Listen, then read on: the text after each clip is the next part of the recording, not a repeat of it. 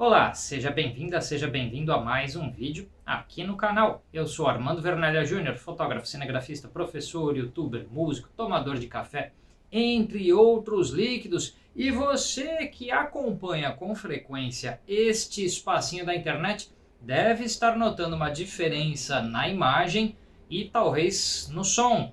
Estamos gravando com o Motorola Edge 30 Ultra, que tem aquele vídeo aqui no canal de como eu escolhi um smartphone pensando em produção audiovisual, produção de fotos e vídeos. E aí eu preciso testar esse smartphone em variadas condições, inclusive as condições de trabalho daqui do canal. Assim eu optei por gravar hoje só com o smartphone. Eu não estou gravando este áudio com nenhum outro microfone, nenhum outro gravador externo. É o áudio do smartphone e a imagem da câmera principal do smartphone. E vamos ver como é que sai. Aproveita, deixa aí nos comentários o que você achou tanto da imagem quanto do som. E hoje eu trago um vídeo para vocês com variadas notícias do mercado fotográfico, comentando um pouco algumas novidades antes que elas deixem de ser novidades, para até explicar um pouco do dia a dia aí dos equipamentos e novidades que acontecem. A notícia imediatamente anterior a estas que eu vou apresentar hoje é a do lançamento das câmeras da Sony, a A7C2 e a A7CR. Dá uma chegada lá no vídeo se você quiser saber mais sobre estas duas câmeras, e também tem uma lente da Sony que saiu e que está lá tudo comentado naquele vídeo. Hoje eu vou passar uma geral em um monte de notícias desde o lançamento lá da Sony até hoje, o que tem de novo, incluindo o que saiu ontem, que é a Nikon ZF. Vai ficar mais no fim do vídeo, que eu vou vindo em ordem cronológica de mais antigo para mais novo. Essas notícias são todas das últimas 2 semanas, mais ou menos. Vamos lá. Eu queria, lembrando, se você não é inscrito ou inscrita neste canal, inscreva-se neste espacinho na internet para você não perder nada. Talvez você esteja estranhando também que esse vídeo está entrando completamente fora da grade horária do canal. Os vídeos costumam ser nas terças-feiras. É porque tem uma surpresinha extra. Mas eu vou falar mais no meio do vídeo, se eu não esquecer. Mas se eu esquecer de falar, dá uma olhada na descrição do vídeo que você vai entender. Mas vamos lá. Eu vou lembrar. Vocês vão entender tudo. Aqui tem uma promoção, mas vamos lá. Vamos começar das notícias aqui com a G-Pixel. Você nunca ouviu falar e eu também nunca tinha ouvido falar desta empresa. G-Pixel, eu estou lendo aqui no Petapixel, tá, gente? É site de notícias fotográficas com uma fonte bastante confiável de notícias. Não é site de rumor, de fofoca, essas coisas. É site de notícia mesmo, é coisa que realmente acontece e não suposição. Mas vamos lá. Essa empresa, a G-Pixel, é uma empresa chinesa de semicondutores que produz sensores de captura de imagem. A gente está muito acostumado a ouvir falar de sensores da Sony, quando a gente fala, por exemplo, de smartphones. A gente também está acostumado com sensores da Samsung, que é a segunda maior fabricante de sensores de celulares depois da Sony. Quando a gente fala de câmeras fotográficas, a gente está acostumado também com a Sony e com a Canon, como as duas maiores produtoras de sensores de captura de imagem. E de repente existem outras marcas, tá? Mas essas são as maiores do mercado. Aí aparece essa marca chinesa, a G-Pixel, lançando um sensor APS, que ele fica no meio termo de tamanho entre o APS-C e o APS-H. Então ele é um pouquinho maior que o APS-C, mas com 43 megapixels e capacidade de gravar vídeo até 8K a 60 quadros. É um sensor, então, chamado aqui de G-Cine 3243. O nome dele indica que ele provavelmente destina-se a câmeras de cinema.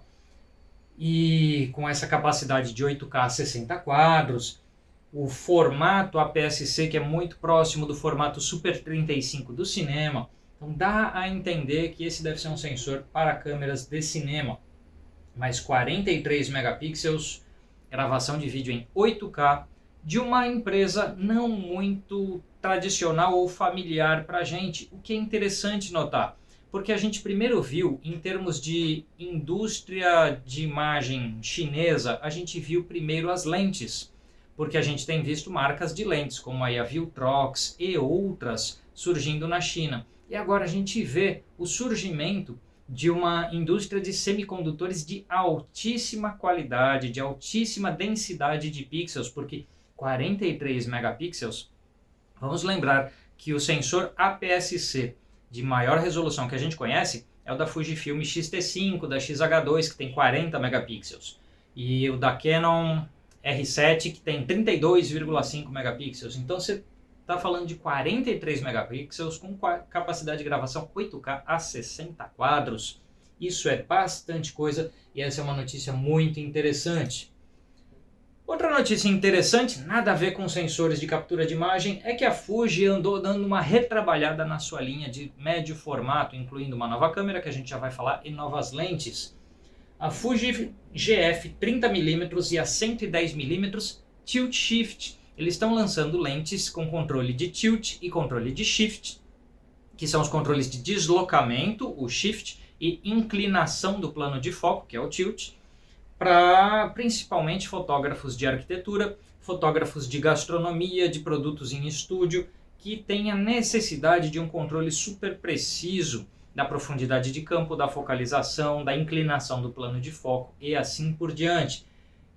Tardou bastante isso, porque é um público típico de câmeras de médio formato e demorou bastante para a gente ver o surgimento de lentes tilt shift para a linha médio formato da Fuji. Então, muito interessante que eles correram atrás e lançaram aí a 30mm 5.6 TS, que dá um campo equivalente a uma 24mm em full frame, e também a 110mm 5.6 TS macro, que é meio macro, tá bom? É 0,5 de ampliação, é a famosa meio macro ou quase macro. Outra notícia aí que acompanha essa das lentes da Fuji, a Fujifilm GFX 100-2, a nova versão da médio formato de 100 megapixels da Fujifilm. Essa câmera vem com qualidade de gravação de vídeo 8K, vem com autofoco aprimorado, os aprimoramentos de focalização colocados na XH2 e na XH2S vieram também para a linha de médio formato. Faz um tempo já que existe essa demanda de que as Fuji de médio formato abraçassem um pouco mais qualidades de vídeo e também tivessem um sistema de focalização um pouquinho mais esperto, um pouquinho mais ágil, um pouquinho mais bem elaborado, e a Fuji fez esse trabalho de melhoria. Ela também dispara fotografias mais rapidamente, é toda uma câmera mais ágil. Então, uma boa atualização da Fujifilm aqui com a GFX 100-2. E no lançamento dela também veio o lançamento da GF 55mm 1.7 RWR. A lente normal aí, né? Assim como a gente tem a 50mm no full frame, essa 55mm daria o equivalente aí a 43mm, se eu não me engano, exatamente 43mm numa full frame, com abertura 1.7, que para uma lente de médio formato, isso é uma abertura bastante grande, bastante ampla. E então com certeza é uma lente de altíssima qualidade que a Fuji está adicionando à sua linha de médio formato. Então vejam que câmera nova, lentes tilt shift, lente normal nova. Então a Fuji está trabalhando a sua linha de médio formato, buscando atualizá-la cada vez mais. Aí uma marca que eu nunca falo aqui no canal, o pessoal já falou assim, poxa, por que você nunca fala da Panasonic? Eu falo pouco da Panasonic porque ela tem menos participação de mercado que a Fujifilm. A Fujifilm tem um pouquinho mais do que 5% do mercado mundial de câmeras. Então a Panasonic tem um mercado ainda menor que isso. Então se a gente fizer um vídeo exclusivo de Panasonic, muito pouca gente vai ver, porque muito pouca gente usa. E aí um vídeo com pouca audiência dá uma derrubada nas métricas do canal. Por isso a maioria dos criadores de conteúdo evita falar da Panasonic, mesmo que as câmeras sejam sensacionais. E o caso aqui é que a Panasonic atualizou a sua linha G com a G9 II. A G9 II é capaz de fazer 60 fotos por segundo. É uma câmera ultra veloz em termos de disparo. E vamos lembrar que a gente está falando da linha com sensores micro 4/3. O micro 4/3 tem um fator de corte de 2 vezes. Então você está lá fotografando, por exemplo, com uma lente 200mm, ela te dá o campo de visão de uma 400mm. Então você imagina que com uma câmera dessa que é pequena, com uma lente 200mm, que é bastante carregável por aí, uma 200mm 2.8, por exemplo, você terá o poder de uma 400mm e fotografando a 60 quadros por segundo. Pensa isso para fotografia de esportes, pensa isso para fotografia de vida selvagem. Eu acho que o grande foco dessa câmera é esse tipo de público, porque ser capaz de tanta foto por segundo você não perde absolutamente nada. E aí entra um ponto, porque geralmente a Panasonic era criticada por um sistema de focalização abaixo do ideal quando comparada com a concorrência. E aí eles aprimoraram o sistema de foco, incluindo um foco com detecção de fase, né? Um phase detection, que é a forma como os outros fabricantes trabalham o sistema de focalização, para que ela seja capaz de acompanhar essa focalização, a esses 60 quadros por segundo, essas 60 fotos por segundo. Ela tem também um sensor de 25 megapixels, micro 4/3. O micro 4/3, a Panasonic, elas são pouco faladas aqui no mercado brasileiro. Os amigos aí de Portugal têm maior presença dessa marca no mercado português. Tem alguns fotógrafos de rua que fazem um trabalho muito interessante com câmeras micro 4/3. E o formato micro 4/3 infelizmente não foi abraçado por outras marcas, além da Olympus, que hoje se chama Home System, e a própria Panasonic. Eu penso que em muitos casos Canon, Nikon, Sony poderiam ter abraçado o micro 4/3, que em um certo sentido pode ser um sensor mais interessante que o APS-C. O fato de ser menor permite uma câmera menor e mais compacta. O custo produtivo dele é um pouco menor do que o do APS-C. Permite um cálculo de fator de corte muito mais prático, que é só multiplicar por 2. É uma 50mm, vai agir como uma 200, sabe? É tudo muito mais prático do que o 1,6, que é o corte do APS-C da Canon, 1,5, que é o APS-C da Nikon, da Sony, da Fuji. Então, mas o fato é que o micro 4/3 não pegou para além dessas duas marcas. E uma marca forte nesse sistema, que era a Olympus, passou por inúmeros problemas financeiros que geraram inclusive a sua venda para um grupo que a controla hoje, que trocou o nome de Olympus para Home System. Então o micro 4/3 perdeu muito do seu apelo. E a própria Panasonic vem focando em câmeras full frame. E de repente eles lançam a G9 II como um respiro para esse formato, o que é bem interessante. Aqui uma notícia rapidinha da Canon, tá? A Canon anunciou com certa pompa o lançamento de lentes Cine com encaixe RF. Só que não é o lançamento de lentes novas de cinema com encaixe RF, e sim o relançamento da linha Cine, que todo mundo já conhece da Canon, o CNE da Canon, a linha CNE, que agora é a CNR. Então o que acontece são as mesmíssimas lentes que eu já mostrei num vídeo aqui no canal, e que eles não mudaram nada além de um novo encaixe. Então a Canon acabou sendo um pouco criticada no mercado por anunciar um lançamento, quando na verdade era só, olha, hoje temos disponível aí o kit de lente Cine também com encaixe RF. Eles poderiam ter feito só um press release dizendo, pronto, de hoje em diante, além do EF, temos o RF para lentes Cine, e não anunciado como novas lentes. Tirando esse fato, essas lentes são excelentes, já são conhecidas do mercado, estão aí em inúmeras produções audiovisuais de grande porte, de cinema documentário especialmente. Mas eu acho que o marketing da Canon podia ter calibrado melhor o lançamento ao não fazer uma certa pompa para algo que é só, olha, a partir de agora temos lentes RF, né, na linha Cine. Porque a linha EF continua disponível, inclusive. Outro lançamento da Canon que aconteceu junto, com aquelas lentes Cine ou o novo encaixe para as lentes Cine, são algumas câmeras PTZ.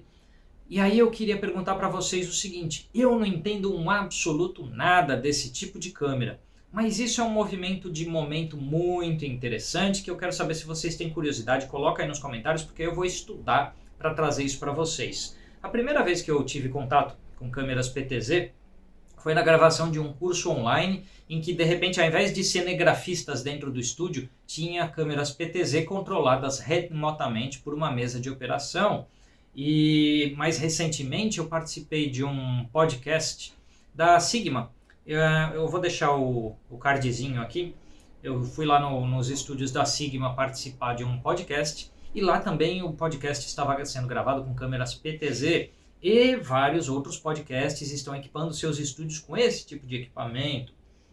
Essas câmeras nasceram mais ali para o mercado de segurança, para outras coisas, e de repente a gente está vendo elas ganhando usos dentro de estúdios comerciais e profissionais. Se você quiser saber mais sobre isso, coloca aí nos comentários, que eu juro que eu vou me aprofundar, estudar legal para entender tudo e aí poder trazer o conteúdo para vocês. Aquela notícia de pouquíssima importância para a imensa maioria das pessoas, para além da curiosidade, a Leica está lançando aí a versão Titan ou Titan da Noctilux M50mm de abertura .95, a mais cara lente 50mm disponível no mercado no momento, algo aí em torno de $20 mil por uma 50mm, tá certo, é abertura .95, mas poxa, né? Isso aqui é uma grande bobagem, mas enfim. A Sigma fez um press release aí porque talvez você tenha sido atingido por uma fake news de que a Sigma teria descontinuado, tirado de linha a sua popular e excelente 2470 2.8 DGDN da linha Art. E o fake news se espalhou tanto que a Sigma teve que soltar um press release dizendo não, tá em linha, tá tudo funcionando, tá bonitinho, só que vendeu tanto que a gente não tá acompanhando a velocidade de produção e distribuição necessária. Então tem alguns lugares, especialmente alguns distribuidores no Japão, que tinham ficado sem a lente. Mas não é que ela saiu de linha não, então se essa fake news chegou em você, saiba que não é verdade. Blackmagic Design, que muita gente conhece pelas câmeras de cinema, que entraram para o mercado como alternativas de baixo custo para a produção cinematográfica, a Blackmagic se juntou ao L-Mount Alliance, aquele conjunto de marcas que inclui a Leica, a Panasonic e agora também aí a Blackmagic, para ter um encaixe comum de lentes. Isso significa que as lentes feitas para dentro deste encaixe, que é o encaixe tipo L, o L-Mount, seja para Leica, para Panasonic, para Sigma também, que tinha câmeras com esse encaixe, você vai passar a ter câmeras de cinema da Blackmagic que podem usar estas lentes. Aqui uma noticiazinha interessante, que essa aqui teve uma boa repercussão, alguns youtubers já falaram a respeito, que a Cosina está lançando uma 50mm f1 para encaixe RF Canon. E aí a gente pergunta, tá, e daí? Uma lente de foco manual, já tem outras no mercado, mas é que a Cosina é a primeira a conseguir a autorização da Canon para ter os contatos eletrônicos com a câmera e, portanto, os auxiliares de focalização e tudo para focalização manual vão funcionar perfeitamente. Tirando esse aspecto, ou seja, a primeira lente que a Canon autoriza alguém a fazer, e tirando o fato de que a Cosina é um fabricante muito tradicional e de altíssima qualidade daqueles vidros que ela produz, não tem mais muito que se possa falar. Deixa eu ver se tem o preço dessa lente aqui.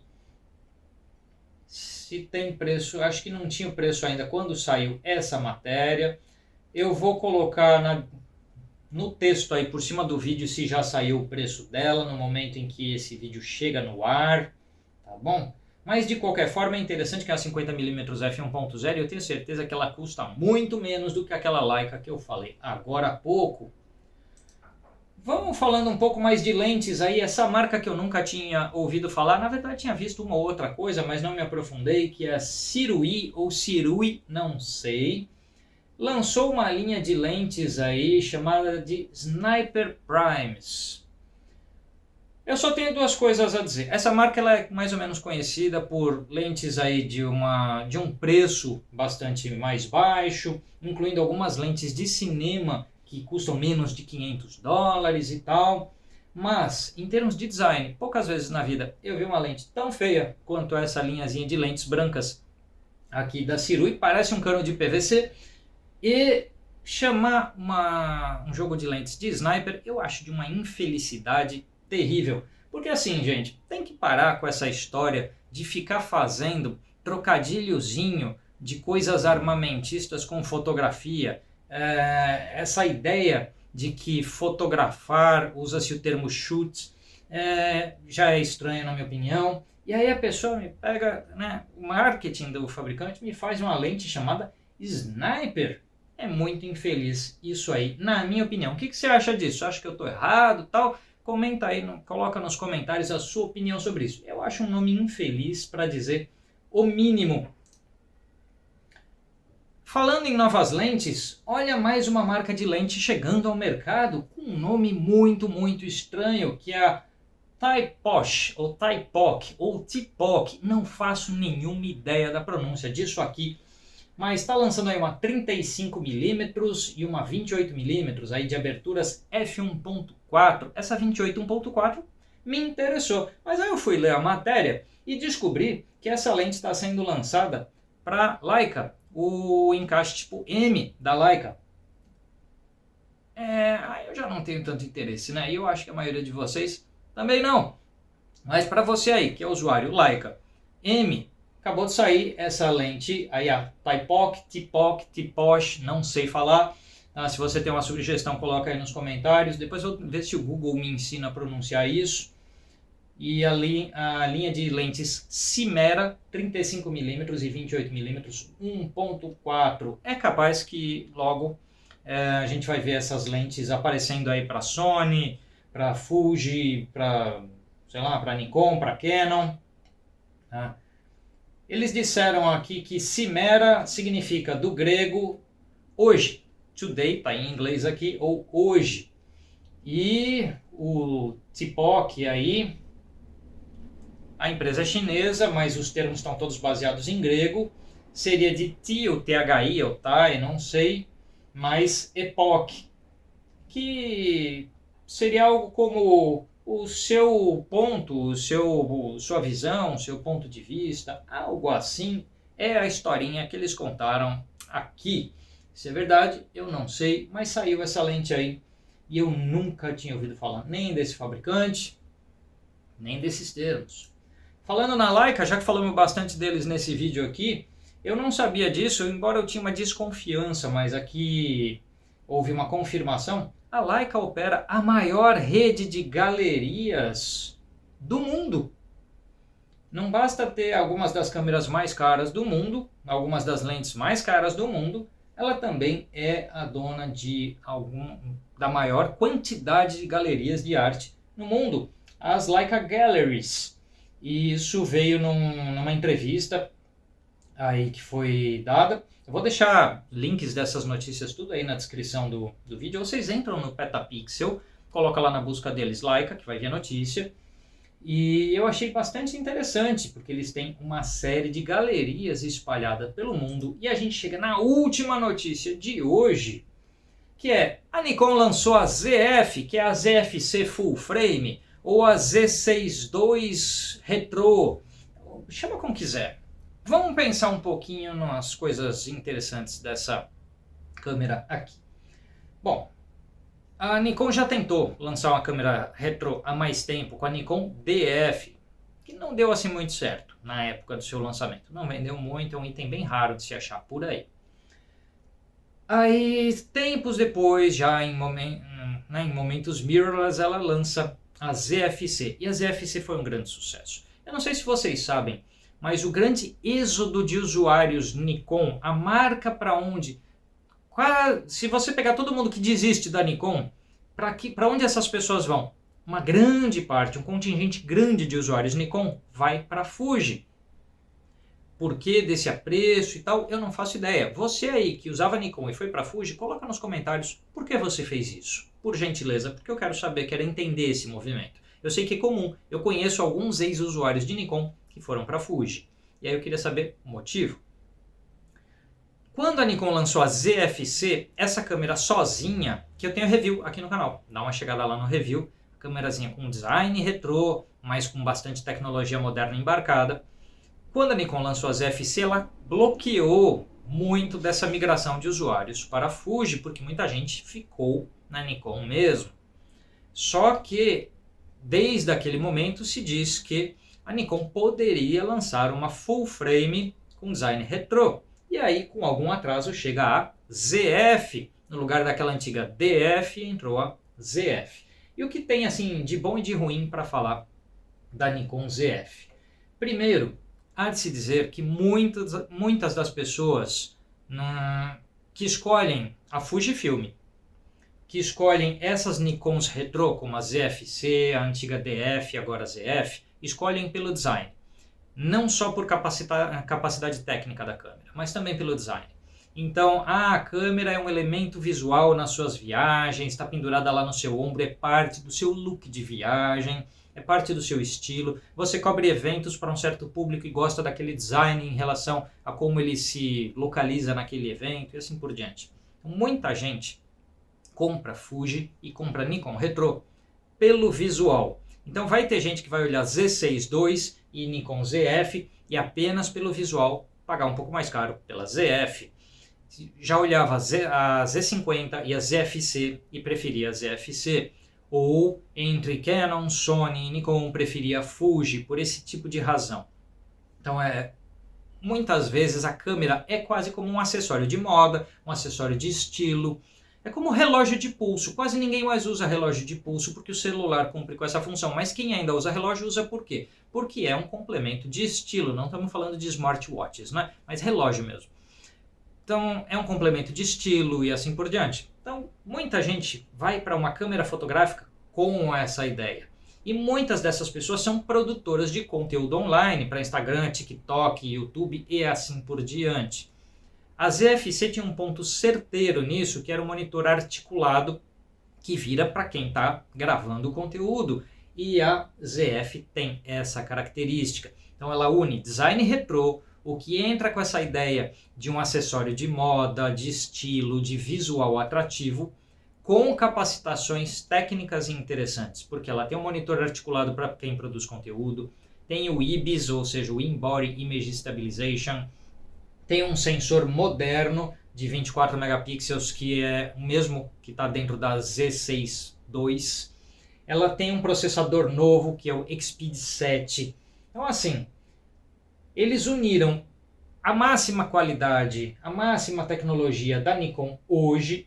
O sistema de autofoco dela recebeu as atualizações que os sistemas de foco da Z8 e da Z9 receberam. Então ela juntou tudo que tem de novidade na Nikon dentro de um design retrô. Com isso, ela tem capacidades similares à Z6 II, mais, um pouco melhor que a Z6 II nesse sentido. Ela é capaz de fazer 14 fotos por segundo. Tem um sistema lá, o Pixel Shift, de até 96 megapixels, né, que você usa o IBIS para mover o sensor e fazer vários cliques e assim multiplicar a resolução. Então é uma câmera, vocês veem pelas fotos de publicidade que a Nikon soltou, que tem a ver muito com a questão do estilo, né, de produção de conteúdo online e assim por diante. Enfim, a coisa mais estranha, porque sempre que a Nikon lança um equipamento, sempre tem que ter algo de esquisito, né, nesse lançamento. Mas antes que eu fale algo de esquisito, na descrição desse vídeo tem um cupom promocional para os meus cursos online. Esse cupom durará apenas 24 horas a partir desse momento que eu estou falando, a partir desse momento que esse vídeo entrou no ar, então está entrando no ar quinta-feira. Que dia é hoje? Hoje é dia 20 de setembro de 2023. Então, de 20 de setembro de 2023 a 21 de setembro de 2020, quer dizer, 20 é quarta-feira que eu estou gravando. Olha eu falando bobagem aqui. Você está vendo esse vídeo no dia 21, quinta-feira. Entrou no ar às 19 horas. De 21 até 22, às 19 horas, esse cupom que está na descrição do vídeo Tá valendo com descontos que variam de 10 a 30% em todos os meus cursos online. Se eu fosse você, eu não perdia, porque são só 24 horas de descontos. Voltando para a Nikon ZF, foi já essa surpresinha que tinha para vocês. A coisa mais estranha que tem nesse lançamento é o fato de que ela tem 2 encaixes de cartão de memória, sendo um deles um micro SD. Um deles é o SD de tamanho normal, igual a esse aqui que todo mundo conhece, que tem em quase todas as câmeras por aí, e o outro micro SD. Qual é o nexo, o sentido e a lógica de enfiar um cartão ruim como o micro SD dentro de uma câmera de $2.000? Eu não faço nenhuma ideia. E algum engenheiro da Nikon talvez seja capaz de responder isso, porque é óbvio que o encaixe SD normal não ia causar tanto impacto no espaço interno da câmera. E fala assim, é por causa dos usuários de smartphone e criadores de conteúdo. Não é possível que seja isso, que a maioria dos smartphones modernos nem tem entrada para cartão micro SD+. Então não faz nenhum sentido um slot de cartão micro SD. É só para dizer que tem 2. Porque as pessoas, quando vem uma câmera com um slot de cartão só, reclamam. Fala assim, poxa, um slot de cartão só, uma câmera desse preço, tinha que ter 2. Pronto, a Nikon fala, mas tem 2. Um deles é ruim, mas tem 2. Eu não sei qual que é o negócio. Mas eu gostei das cores, tá? Deixa eu ver se tem a foto aqui com as várias cores. Não tem aqui, eu vou pôr na imagem para vocês, vou pôr aí na tela, na edição do vídeo. Ela saiu em várias cores, que eu achei bem legal isso. Ela tem um design muito parecido com o da ZF-C e bastante bonito. Então eu acho que ela vai mirar num público que provavelmente, tendo a ZF-C em linha e tendo a ZF, não há mais motivo para um Nikonzeiro migrar para a Fuji por nada desse mundo. E finalmente, câmera full frame na linha Nikon, que articula o monitor para quem está gravando como eu estou fazendo agora. Para vocês terem uma ideia, me dá uma aflição danada que eu estou gravando com o smartphone e eu não sei o tempo de gravação, eu não sei a bateria do smartphone, eu não sei nada, porque está virada a câmera principal para mim. Dá uma agonia trabalhar desse jeito. Eu tenho a sorte e a felicidade de contar com a Cris, que está monitorando os trabalhos aqui. Não fosse ela, eu estava passando um nervoso razoável nesta situação. Obrigado, Cris. Mas é isso, vamos fechar este vídeo de variadas novidades do mercado. Já deve ter ficado compridão esse vídeo. Então, diz aí nos comentários o que você achou, qual dessas notícias é a mais interessante, a mais inusitada, a mais sem nexo e que não deveria ter existido. E, enfim, joga as suas opiniões aí no comentário. Lembrando que se você gosta muito deste trabalho que eu realizo neste canal, compre um dos meus cursos e aproveite as 24 horas de desconto que estão acontecendo no dia da publicação deste vídeo até o dia seguinte. Se você chegou depois nesse vídeo e não viu, não pôde aproveitar sobre a promoção, inscreva-se neste canal e ative as notificações para que assim você não perca uma nova oportunidade igual a essa. E se você quer mandar um apoio para cá, você pode fazer isso através do Apoia-se, através do Seja Membro, através do Valeu Demais aqui neste vídeo e também mandando um Pix para cá nessa chave Pix que está aparecendo na tela. Se você quer evoluir sua fotografia, compre um dos meus cursos e a gente se vê no sábado. A gente está na quinta-feira num vídeo especial e no sábado tem o guia completo de filtros ND. Tudo o que você pode imaginar em querer saber sobre filtros ND, tipos, categorias, qualidades, a escala de densidades, mas absolutamente tudo. É um pra lá do básico sobre filtros ND que vai entrar no ar no sábado, então você não perde não, que vai ser um vídeo muito legal. A gente se vê lá, até mais!